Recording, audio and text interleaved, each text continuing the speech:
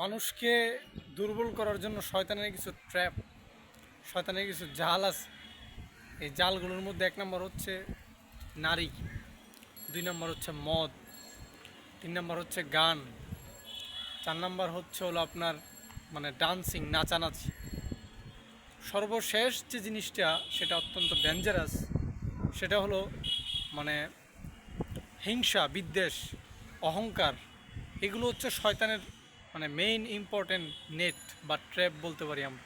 এই জালগুলোর মাধ্যমে শয়তান মানুষকে কাবু করে ফেলে, যাদের মধ্যে দুর্বল ইমান, স্ট্রং ফেইথ নেই, যাদের ইমানটা শক্ত না, যারা আল্লাহর প্রতি বিশ্বাস কম, ইসলাম সম্পর্কে যাদের ধারণা একেবারেই কম।